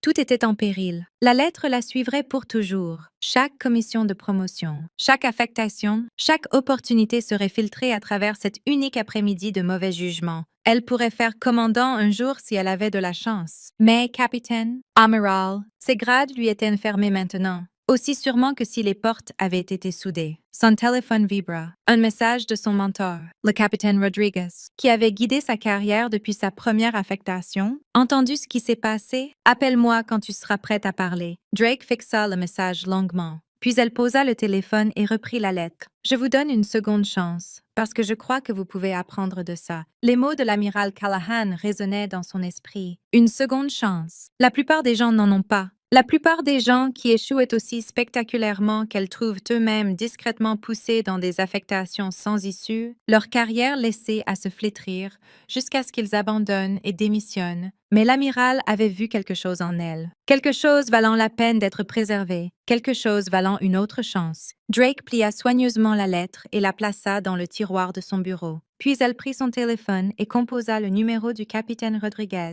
Il était temps de découvrir comment être meilleur. La nouvelle se répandit à travers la base navale de Norfolk comme un feu dans des broussailles sèches. À midi, tout le monde savait. Une amirale avait été fouillée à nu à la porte principale. Des carrières avaient été détruites. Une enquête était en cours qui atteindrait probablement bien au-delà des 5 personnes directement impliquées. Dans la salle à manger des enrôlés, les conversations tombaient à des murmures quand des officiers passaient. Au club des officiers, les boissons étaient consommées en quantité inhabituelle. Dans les bâtiments de sécurité à travers la base, des gardes qui n'avaient jamais pensé 2 fois à leur procédure de poste de contrôle se trouvaient soudain à revoir les protocoles avec une intensité désespérée. L'amiral Callahan avait voulu envoyer un message. Le message avait été reçu, mais tout le monde n'était pas effrayé. Dans un petit bureau du bâtiment administratif, un homme s'assit à son ordinateur, faisant défiler des communications classifiées avec une expression de panique contrôlée. Il était d'âge moyen, d'apparence banale, le genre de personne qui se fond dans l'arrière-plan de n'importe quelle installation militaire. Son nom était Robert Keane, et il avait travaillé dans le renseignement naval pendant 22 ans.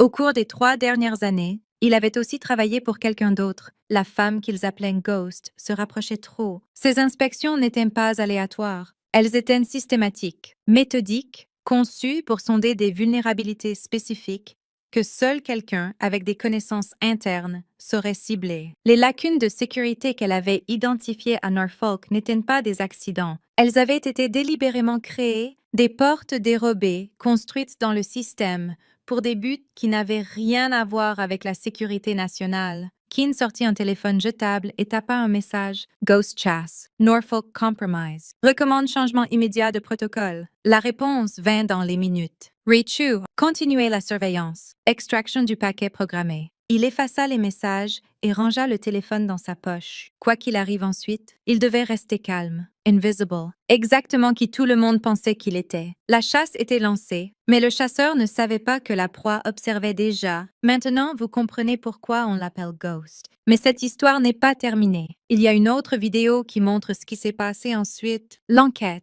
Les dossiers classifiés, les secrets qui n'ont jamais atteint les nouvelles. Liens dans la description. L'enquête formelle commença 3 jours après l'incident, menée par une équipe du service d'enquête criminelle navale, qui descendit sur Norfolk comme une force de frappe chirurgicale. Ils interrogèrent tous ceux présents au poste de contrôle. Ils revoyèrent chaque seconde d'image de sécurité. Ils examinèrent les enregistrements téléphoniques, les logs d'email, les dossiers personnels remontant des années. Ce qu'ils trouvèrent était pire que quiconque n'avait attendu. Les vulnérabilités de sécurité que l'amiral Callahan avait identifiées n'étaient pas des échecs isolés. Elles faisaient partie d'un motif s'étendant sur plusieurs installations, plusieurs années, plusieurs commandements. Quelqu'un avait systématiquement compromis l'infrastructure de sécurité navale, créant des lacunes exploitables par quiconque savait où regarder. Et quelqu'un savait clairement. Le commandant Hayes reçut le rapport préliminaire un mercredi matin, et par mercredi après-midi, il avait vieilli de 10 ans. Comment est-ce possible? Demanda-t-il à l'enquêtrice principale de la NCS, l'agent special Diana Reeves, une femme dont l'expression suggérait qu'elle avait vu des choses qui donneraient des cauchemars à la plupart des gens.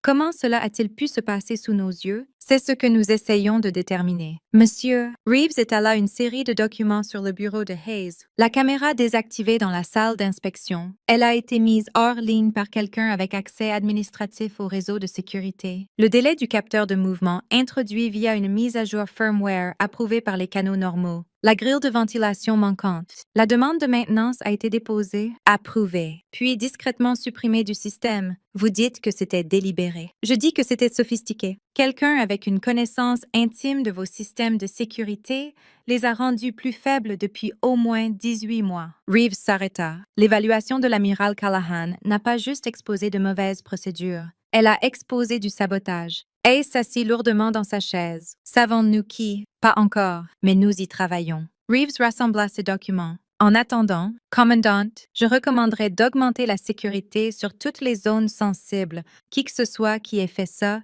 savait qu'il serait découvert éventuellement. Il pourrait avoir d'autres plans en place. D'autres plans. Si j'avais passé 18 mois à construire des portes dérobées dans une installation navale, dit Reeves, je voudrais les utiliser avant que quelqu'un ne les ferme. Pas vous! Elle partit et Hayes prit immédiatement son téléphone. Il avait des appels à passer, beaucoup d'appels. Les procédures de conseil de guerre contre le sergent-chef, Silas Briggs, commencèrent 2 semaines après l'incident. Plus vite que quiconque n'avait attendu, l'amiral Callahan avait poussé pour un traitement accéléré, arguant que la base avait besoin de clôture et que le personnel avait besoin de voir que l'inconduite avait des conséquences. L'audience eut lieu dans le bâtiment légal de la base, une pièce austère avec des lumières fluorescentes et le genre de mobilier institutionnel qui semblait conçu pour écraser l'espoir. Briggs s'assit à la table de la défense en uniforme de cérémonie, médaille qu'il avait gagnée sur 12 ans de service brillant sur sa poitrine. Son avocate, un civil que sa femme avait engagé en hypothéquant leur maison, s'assit à côté de lui avec un épais dossier de documents. L'amiral Callahan était présente, assise dans la galerie en son propre uniforme de cérémonie. Elle avait refusé de témoigner à distance, insistant pour être là en personne. « Si je vais mettre fin à la carrière d'un homme, avait-elle dit, je devrais au moins avoir la décence de le regarder dans les yeux pendant que je le fais. » Les accusations furent lues, les preuves présentées. Les images de sécurité montraient Briggs jetant la veste de la femme par terre, envahissant son espace personnel, attrapant son poignet. L'audio capturait ses menaces, ses moqueries, son absolue certitude qu'il avait affaire à quelqu'un qui n'importait pas. La défense argua des circonstances atténuantes. Briggs avait suivi ce qu'il croyait être une pratique établie. Il n'avait jamais reçu d'entraînement sur comment gérer des civils non identifiés,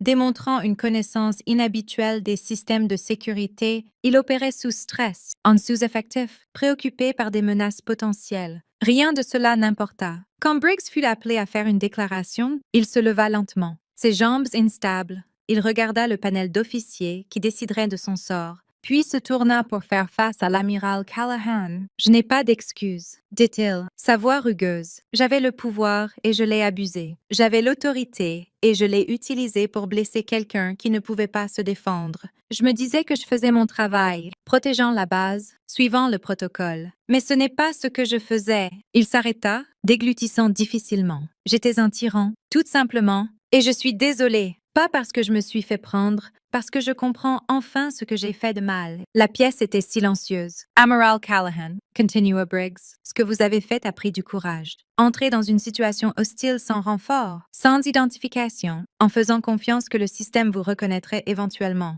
Je n'aurais jamais eu ce courage. Je n'aurais jamais fait autant confiance au système. » Il prit une respiration tremblante. « Vous m'avez appris quelque chose sur ce qu'est la vraie force, sur ce que signifie la vraie autorité. Je ne l'oublierai pas. » Il s'assit, l'expression de l'amiral Callahan resta neutre, mais quelque chose scintilla dans ses yeux, quelque chose qui pourrait être du respect. Le panel délibéra pendant 4 heures. Quand ils revinrent, le verdict fut unanime, coupable de toutes les accusations. La sentence fut sévère, mais pas maximale. Réduction au rang de soldat, perte de tout salaire et allocation pour 12 mois, et des charges pour mauvaise conduite à exécuter après achèvement du confinement. La période de confinement fut fixée à 18 mois. Ça aurait pu être pire. Ça aurait pu être 10 ans. Mais tandis que Briggs était emmené par les policiers militaires, son uniforme déjà dépourvu des galons qu'il avait portés pendant une décennie, pire et moins pire semblaient des distinctions sans différence. Sa carrière était terminée. Sa vie telle qu'il la connaissait était terminée. Et quelque part au fond de son esprit, une petite voix murmurait que peut-être, juste peut-être, ce n'était pas entièrement une mauvaise chose. Le traitement de décharge d'Amber Lawson fut complété sans cérémonie. Un moment, elle était spécialiste dans la Navy des États-Unis. Le suivant, elle était civile avec un DD-214 qui aurait pu être tamponné du mot « échec » en lettres rouges. Les accusations criminelles avaient finalement été abandonnées. Les photographies qu'elle avait prises, bien que violation de politique, ne montaient pas tout à fait au niveau de poursuites criminelles. Mais la décharge autre qu'honorable signifiait qu'elle avait tout perdu quand même. Ses avantages, son éligibilité au GI Bill, sa capacité à travailler pour le gouvernement à nouveau. Elle se tenait dehors du bâtiment administratif,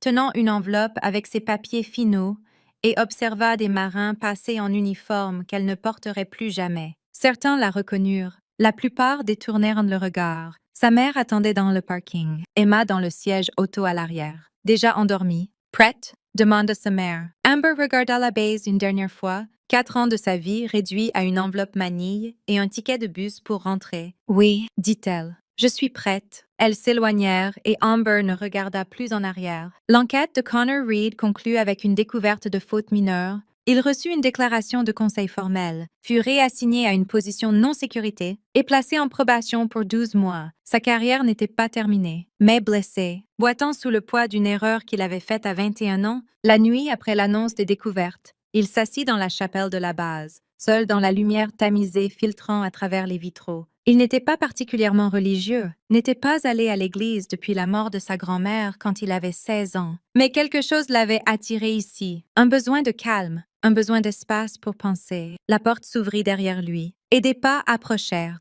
Il ne se tourna pas. Puis-je m'asseoir? Il leva les yeux. Willow Chen, la recrue féminine qu'il avait vue observer de la foule, se tenait dans l'allée avec une expression incertaine. Bien sûr, dit Connor. Elle s'assit à quelques bancs de distance. Maintenant la distance, mais présente. Pendant un long moment, aucun ne parla. J'ai vu ce qui s'est passé, dit enfin Willow. Au poste de contrôle. J'étais là. Oui, je t'ai vu aussi. Pourquoi l'as-tu fait? Le coup de pied, je veux dire. Connor rit amèrement. Parce que j'essayais d'impressionner des gens qui n'en valaient pas la peine, parce que je voulais m'intégrer, parce que j'avais peur d'être vue comme faible. Il secoua la tête, choisissant une. Elles sont toutes vraies. Willow fut silencieuse un moment. Mon instructeur de camp d'entraînement nous a dit quelque chose pendant le bootcamp. Il a dit, la chose facile et la chose juste sont presque jamais la même. Chaque jour, tu vas devoir choisir. Et qui tu deviens dépend de laquelle tu choisis. Gars Intelligent. Maître Williams. La personne la plus dure que j'ai rencontrée. Willow s'arrêta.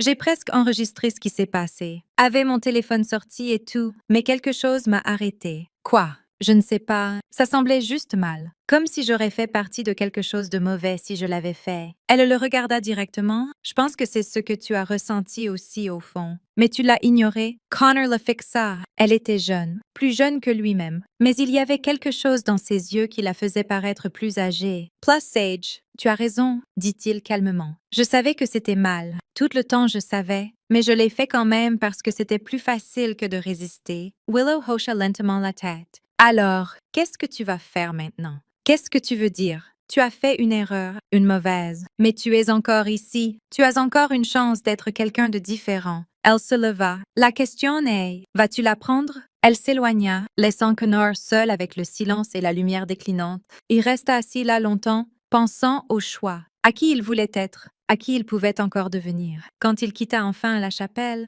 quelque chose avait changé en lui, quelque chose de petit mais significatif. Le premier pas sur une longue route, il ne savait pas où elle mènerait, mais pour la première fois depuis l'incident, il voulait le découvrir. Flynn Garrett reçut 16 ordres de réaffectation un vendredi après-midi, effectifs immédiatement. Il était transféré au Centre de guerre de l'information navale à San Diego, assigné à un projet classifié qui requérait sa combinaison exacte de compétences. Les ordres venaient d'en haut, plus haut que sa chaîne de commandement, plus haut que le commandant Hayes, plus haut que quiconque à Norfolk n'avait l'autorité de questionner. Quelqu'un avait tiré des ficelles en son nom. Il soupçonnait savoir qui. Sur son dernier jour à Norfolk, il se trouva au poste de contrôle où tout s'était passé. Ça ressemblait au même qu'il y a 2 semaines. Les mêmes portes, les mêmes bâtiments, les mêmes lumières fluorescentes. Mais les gardes étaient indifférents maintenant. Plus prudence, plus attentifs, plus conscients que quiconque franchissant ces portes pourrait être plus qu'il n'y paraît. Garrett. Il se tourna. Le maître principal, Caleb Porter, se tenait derrière lui, son visage buriné aussi indéchiffrable que jamais. Maître principal. Entendu que vous partez, San Diego. Oui, maître principal. Porter hocha lentement la tête. Bonne affectation.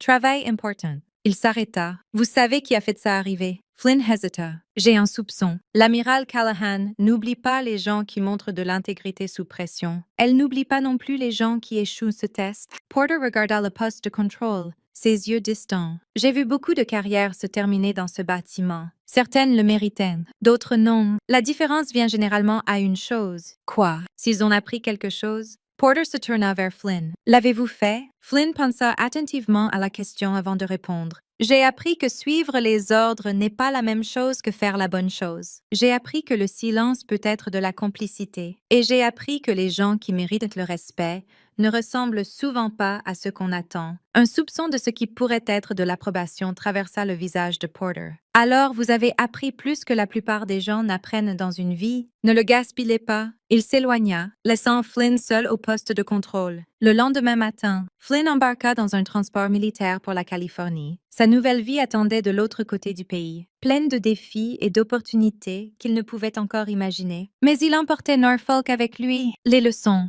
les échecs, le moment où il avait regardé une amirale être humiliée et n'avait pas fait assez pour l'arrêter. Il ferait mieux la prochaine fois, il le faudrait. L'amiral Ivory Callahan se tenait à la fenêtre de son bureau au quartier général du commandement de guerre navale spécial à Coronado, en Californie. Observant l'océan Pacifique s'étendre vers l'horizon, 2 semaines s'étaient écoulées depuis Norfolk. 2 semaines de briefings, rapports, enquêtes, et le travail discret de chasser une ombre qui semblait être partout et nulle part à la fois. Le téléphone sur son bureau vibra. Amiral, votre rendez-vous de 15h est là. Faites-la entrer. La porte s'ouvrit et une jeune femme entra. Dixon Offense, 3 semaines après le camp d'entraînement, quand l'incident s'était produit. Maintenant, 5 semaines et déjà attirant l'attention de gens qui comptaient. Willow Chen se tint au garde à vous, son uniforme impeccable, ses yeux incertains. Reposez-vous, dit Callahan. Asseyez-vous. Willow s'assit, perquée au bord de la chaise comme prête à bondir à tout moment. Savez-vous pourquoi vous êtes ici? Non, madame. Mes ordres disaient juste de me présenter à ce bureau. Callahan se tourna de la fenêtre et étudia la jeune femme. Il y avait quelque chose là, une qualité qui ne pouvait être enseignée, ne pouvait être entraînée, pouvait seulement être reconnue quand elle apparaissait. J'ai revu vos dossiers. Maren Chen. Miller scores à l'entraînement de base. Excellence Evaluation. Force résultats au test d'aptitude,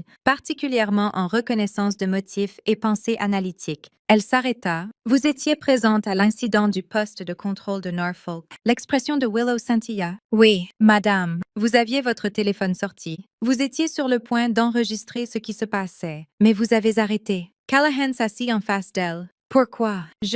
Willow hésita. Ça ne semblait pas correct. Madame, enregistrer quelque chose comme ça, transformer l'humiliation de quelqu'un en contenu, même si cette personne s'est avérée être... Elle s'arrêta, rougissant, une amirale déguisée. Oui, madame. Callahan hoqua lentement la tête. La plupart des gens à votre place auraient enregistré, l'auraient partagé en ligne avant que les policiers militaires n'arrivent, l'auraient vu comme du divertissement plutôt que ce que c'était, une violation de la dignité humaine. Elle se pencha en avant. Pourquoi étiez-vous différente? Willow pensa à la question longuement. Ma grand-mère m'a élevée. Madame, après la mort de mes parents, elle était une réfugiée du Vietnam, venue en 1975 avec rien. Passé des années à être traitée comme moins qu'humaine à cause de son apparence, de sa façon de parler, d'où elle venait. Elle s'arrêta. Elle m'a appris que comment vous traitez les gens quand personne d'important ne regarde et qui vous êtes vraiment. Et je ne voulais pas être le genre de personne qui transforme la mauvaise journée de quelqu'un en blague. La pièce fut silencieuse. Maren Chen. Dites enfin Callahan. Je vais vous faire une offre. C'est inhabituel, peut-être sans précédent, et vous êtes libre de la décliner sans conséquences négatives pour votre carrière. Les yeux de Willow s'élargirent.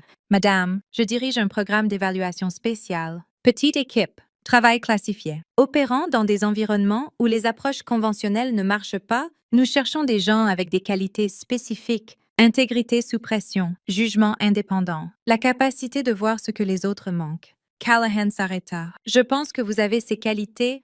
Je suis juste une marine. Madame, 3 semaines, 5 semaines après le baise. Vous êtes quelqu'un qui a fait le bon choix quand tout le monde autour faisait le mauvais. C'est plus rare que vous ne pensez. Callahan se leva. Pensez-y. Vous avez 48 heures pour décider. Si intéressé, présentez-vous au bâtiment 7 lundi matin à 6 heures. Sinon, retournez à vos devoirs réguliers et oubliez que cette conversation a eu lieu. Willow se leva lentement, son esprit bouillonnant. Puis-je poser une question? Madame, allez-y! Le programme dont vous parlez. Qu'est-ce que je ferais exactement? Un fantôme de sourire traversa le visage de Callahan. Apprendre. Observer. Développer des compétences que la plupart des gens ne savent pas exister. Elle marcha vers la porte et l'ouvrit, et espérons devenir le genre de personne qui rend la Navy meilleure, juste en faisant partie. Willow sortit dans un étourdissement. La porte se ferma derrière elle, et elle resta dans le couloir, essayant de traiter ce qui venait de se passer. 48 heures. Un choix qui changerait tout. Elle avait déjà pris sa décision. L'enquête sur les brèches de sécurité de Norfolk continua pendant 3 mois. Les agents de la NCIS tracèrent les systèmes compromis à travers des couches de fausses pistes,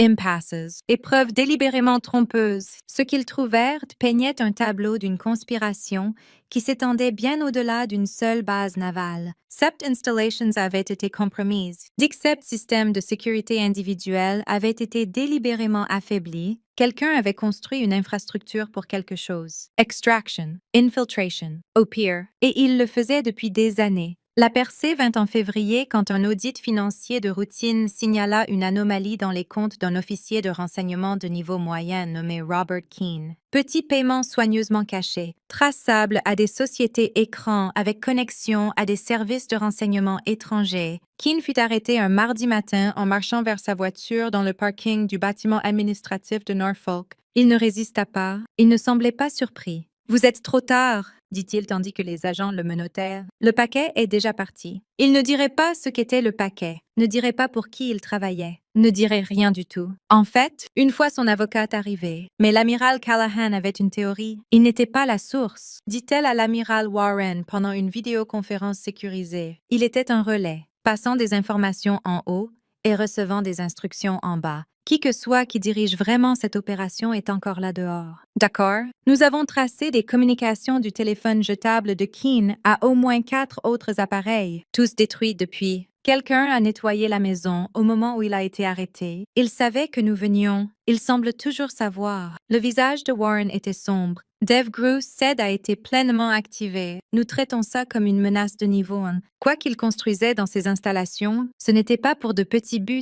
Callahan pensa aux lacunes de sécurité qu'elle avait identifiées à Norfolk, les angles morts des caméras, les délais des capteurs, les points d'accès non sécurisés. N'importe lequel aurait pu être utilisé pour infiltrer la base, extraire du personnel ou planter des dispositifs qui ne seraient détectés que trop tard. Nous devons découvrir ce qui a été pris, dit-elle. Ce qu'était le paquet, nous y travaillons. Miles Callahan, la voix de Warren baissa. Ils savent pour vous maintenant. Vos protocoles de couverture, vos méthodes d'évaluation, votre connexion à DevGru, qui n'avait des dossiers sur vous remontant à 3 ans. Je sais, 23 ans. Ils m'ont observé pendant 3 ans. Amaral. Ils ont eu chaque opportunité de m'éliminer, et ils ne l'ont pas fait. Ça me dit quelque chose? Quoi? Qu'ils ne veulent pas me tuer. Ils veulent me distraire, me faire chasser des ombres pendant qu'ils complètent ce qu'ils planifient vraiment. Elle se pencha en avant. Je ne vais pas leur donner cette satisfaction. Warren l'étudia longuement. Vous avez toujours été têtue. Je préfère persistante.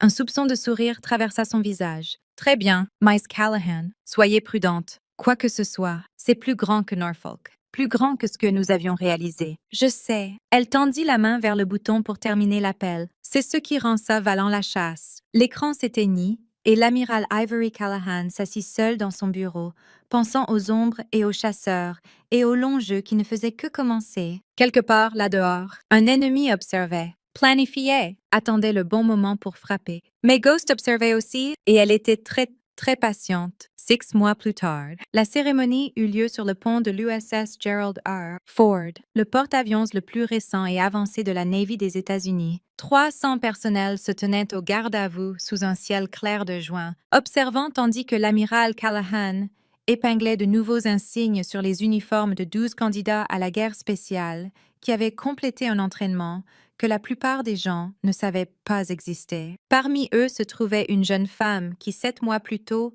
n'était qu'une recrue brute avec de forts scores au test et une grand-mère qui lui avait enseigné la dignité humaine. Willow Chen se tenait au garde-à-vous tandis que l'amiral approchait. Son visage inexpressif, mais ses yeux brillants d'une fierté calme. Maître Chen, dit Callahan, épinglant l'insigne de nouveau grade à son col. Vous avez démontré une capacité exceptionnelle, de l'intégrité et du jugement pendant votre période d'entraînement. C'est mon honneur de vous accueillir dans le programme d'évaluation spéciale navale. Merci, madame. Callahan s'arrêta, baissant la voix pour que seule Willow puisse entendre. Votre grand-mère serait fière. La composure de Willow craqua juste un moment. Un sourire scintilla sur son visage avant que la discipline ne se réaffirme. J'espère, madame. Callahan passa au candidat suivant. Mais quelque chose était passé entre elles. Une reconnaissance, une compréhension. L'avenir était incertain. L'ennemi était encore là dehors, encore planifiant, encore attendant. Mais la Navy avait maintenant des gens comme Willow Chen, des gens qui choisissaient bien quand tous les autres choisissaient facile, des gens qui voyaient des êtres humains au lieu de catégories, des gens qui pourraient un jour être prêts à porter le flambeau quand la vieille garde se retirerait enfin. Après la cérémonie, tandis que la foule se dispersait et le pont se vidait, Callahan se tenait à la rambarde. Regardant l'océan qui s'étendait infiniment vers l'horizon, le maître principal Porter apparut à côté d'elle, 2 tasses de café en main. Il en offrit une sans parler. « Merci, maître principal, madame. » Ils se tinrent en silence confortable, observant les vagues et les mouettes et la vaste étendue bleue qui avait été le domaine de la Navy pendant des siècles? Pensez-vous que ça compte? Demanda enfin Porter. Ce que nous avons fait à Norfolk, les carrières que nous avons terminées, les leçons que nous avons enseignées. Pensez-vous que ça change vraiment quelque chose? Callahan considéra attentivement la question. J'avais l'habitude de croire qu'une personne ne pouvait pas changer un système, que la culture était trop grande, trop enracinée, trop résistante à l'action individuelle. Elle but une gorgée de café. J'avais tort. Madame, une personne ne peut pas tout changer, mais une personne peut changer une chose. Et si assez de gens changent d'assez de choses, elle haussa les épaules. Éventuellement, toute l'image change. Porter hoqua lentement la tête. Les jeunes, Chen est de sa classe. Ils sont différents de nous à leur âge. Mieux. Plus conscience. Peut-être. Plus conscient du poids de l'uniforme. Il s'arrêta. Ils ont vu ce qui arrive quand les gens oublient ce poids. Ils ne feront pas les mêmes erreurs. Non, approuva Callahan. Ils en feront de nouvelles. Des différentes. C'est comme ça que marche le progrès. Vous résolvez les vieux problèmes et découvrez de nouveaux en dessous. Ça semble épuisant. Un rare sourire traversa le visage de Callahan. Ça l'est. Mais c'est aussi la seule chose qui vaille la peine d'être faite. Son téléphone satellite vibra. Elle vérifia l'écran et son expression changea subtilement. Pas de l'alarme, pas de la surprise, mais de la reconnaissance. La chasse était encore en cours. Les ombres bougeaient encore. Le devoir appelle. Maître principal, toujours. Amiral. Elle s'éloigna à travers le pont, ses pas fermes et déterminés, déjà concentrée sur ce qui venait ensuite. Le maître principal Porter la regarda partir, puis se tourna vers l'océan. Quelque part là-dehors, des tempêtes se préparaient. Des ennemis planifiaient. Le monde était plein de gens qui voulaient détruire tout ce que l'uniforme représentait. Mais il était aussi plein de gens comme l'amiral Callahan, comme Willow Chen, comme les milliers de marins et officiers qui mettaient l'uniforme chaque jour et essayaient, cependant imparfaitement, de vivre à la hauteur de ce qu'il signifiait. Ça devait compter pour quelque chose.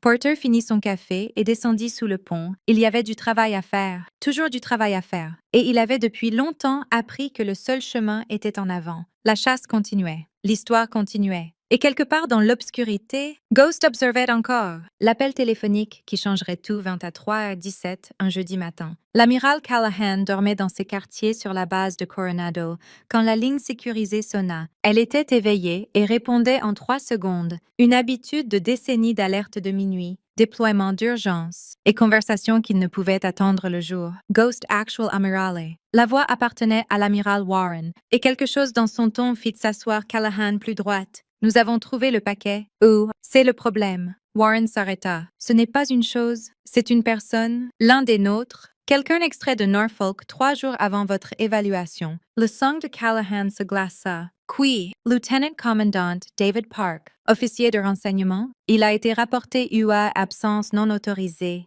et tout le monde a supposé qu'il avait déserté pour des raisons personnelles. S'avère qu'il a été pris. Le réseau de Keene l'a attrapé et expédié outre-mer avant que quiconque ne réalise ce qui se passait. Est-il vivant? Inconnu, mais nous avons intercepté des communications suggérant qu'il est détenu quelque part en Europe de l'Est. Ils veulent quelque chose de lui, quelque chose qu'il sait que nous n'avions pas réalisé qu'il savait. Callahan était déjà hors du lit. Enfilant des vêtements, à quoi avait-il accès? C'est ce que nous essayons de déterminer. Mais amiral, la voix de Warren baissa. Sa spécialité était l'analyse de pénétration, identifier des faiblesses dans les systèmes ennemis, trouver des entrées que personne d'autre ne pouvait voir. Vous dites qu'il savait comment pénétrer des choses. Je dis qu'il pourrait savoir comment pénétrer tout, y compris nos choses. Si les mauvaises personnes extraient cette connaissance de lui, je comprends. Callahan était habillé maintenant. Se dirigeant vers son bureau, « De quoi avez-vous besoin de moi? Dev Group Sev est briefé en ce moment. Vous êtes le commandant de mission. Rouse en l'air dans 4 heures. » Elle arrêta de marcher. « Amiral, avec respect, je suis une officière de pavillon.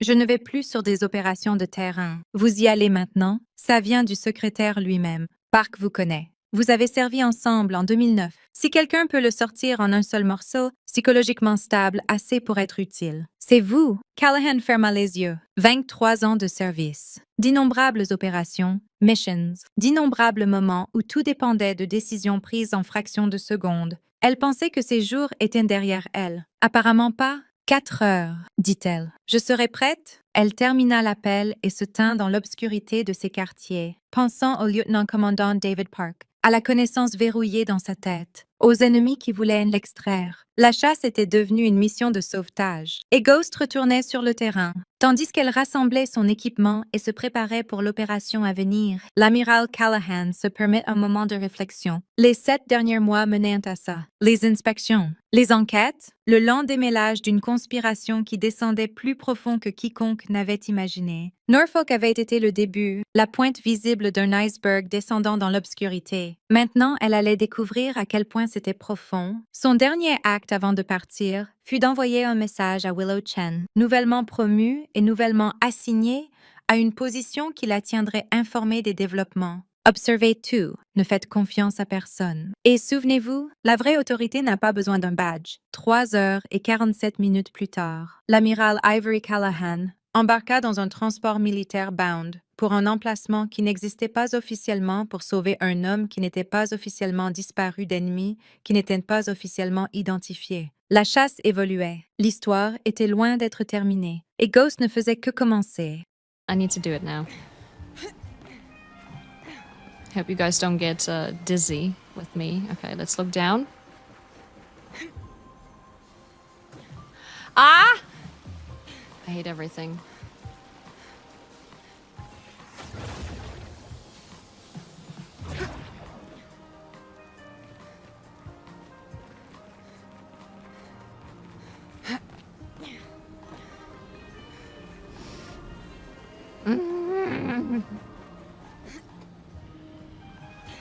Are you...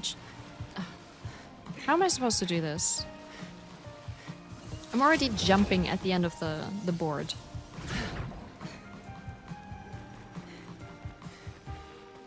Maybe I'm turning too much left and right to kind of try and gauge where I'm gonna land. Oh, I didn't jump. Okay. Last 3 times. This is really annoying.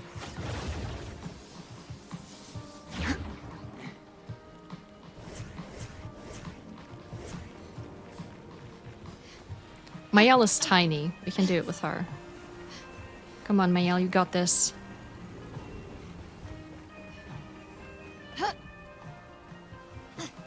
Aw, come on! They've already made this jump easier than it was initially. Oh, really?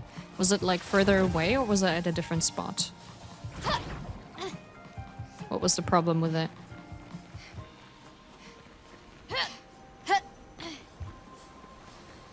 I hate everything right now. This is the final boss of Elden Ring? Of Clair Obscur. Oh my god, I'm not left enough. Ah. Okay, I'm getting impatient now.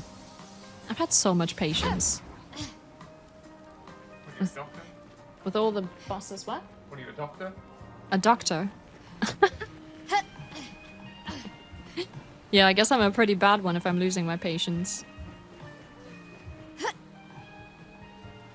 Oh, I did it! Ooh.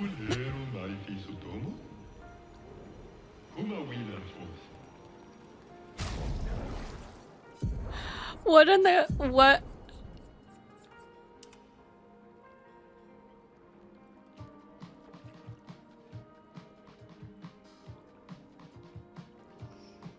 Hey, yeah, yeah, hey, yeah, yeah. Hey, what's going on?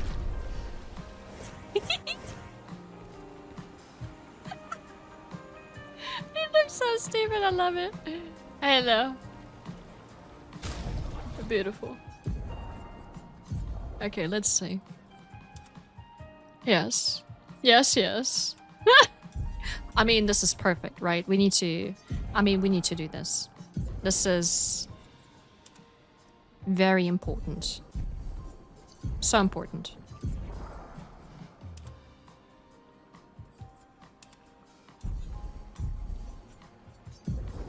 Yes.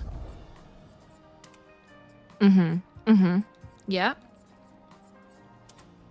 Yeah. Nah, let's do this one. Yeah. Okay. Wait, does she have one? We don't have one for Mayel. That's weird. Wait, what? Why don't we have one for Mayel? Look at his booty. Hi, Shadowcraft. Welcome in. Stunning. No notes. I know, right? Yeah. Yeah, Minoko. Oh, shit. There's something over here. Okay, we've done this. Let's talk to them over here. You can pee in my pool any day. I feel at peace. I could fall and slip at any second. What? Why? Oh. The slippery texture of the slide is funny to the feet. Oh yeah? You're seeing the slide? See how full it is? It's been like this forever. Early on, when the pool was finished, I started coming here early in the morning to see if the slide was free. But whenever I got here, these guys were always there first. I started coming here earlier and earlier. I tried to come at night, when my old Patet was sleeping, so I wouldn't get a beating. And lo and behold, what do I find on the slide? You guessed it, those darn brushes. Millennia of waiting, still people on the slide. And what I've realized now is that these guys just did not move from the slide ever. Huh? You see, while they were having fun, I studied the martial arts. I vowed to punch any bully that would come and ruin the fun for everyone. I swore before my old Patat I'll be a hero. The hero that will show these disgusting, dust-filled broomheads. I won't. I won't let them get away with this. Huh?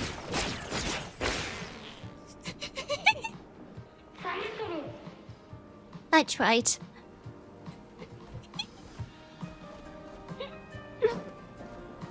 You didn't finish all the beach islands? No, I didn't. Oh. How many are there? Oh, you mean this one? Wait, what? I thought there was only 3. Do you think she's Gohan? Yeah.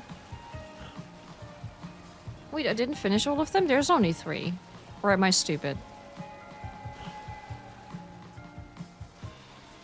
Don't laugh at— I'm not. I'm not. I am so not. I'm not. I was laughing with him. You know? Hi, Raptor. Welcome in. Oh, this area is huge. Oh, why is the music like that? I'm scared. Oh, they're crazy. What is this? Blah!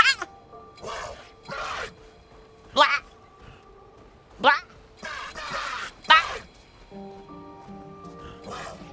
Bye back at ya. How we doing? I'm doing pretty good. How are you today? Oh, there's something in there. I want to grab it. Let me grab it. Thank you. Well, that will help. Well, that will help. They mean the Gestural Islands? Oh. Wait, in this area? Wait, I'm so confused now. I'm so sorry. Okay, let's go against them, I guess? I'm scared. I'm gonna die. In our beach stuff, let's go. The music is so good.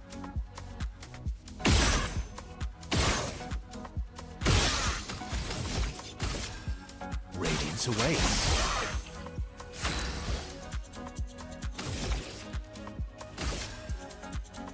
Their defenses are down. Well, well.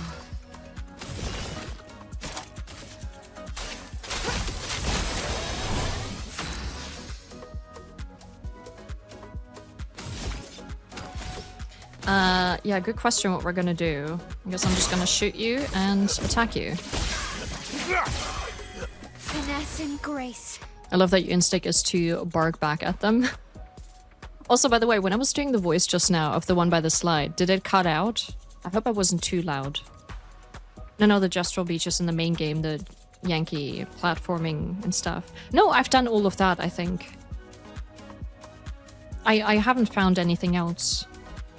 Okay, just working. How's the expert difficulty going? It's alright. I mean, we've already finished the whole story of the game, so now we're just doing some DLC and some extra stuff, and it's been fun so far. I don't recall it cutting. Okay, that's good. Really good. Right, no one's burning, which is not good, but... Okay. Damn! Damn! Alrighty, let's not get hit by them. You should have Mayel's outfit. Oh! Where is the last one? I've never found a Totoro. I don't know where it is. I'm so scared. Ready to evade. Okay, let's try it again. Do you remember which one you did? I did the very first one, which is like a platformer type of thing. Just straight. I did the one where you have to go up. I did the one with the platforms where you have to shoot back the gestrals.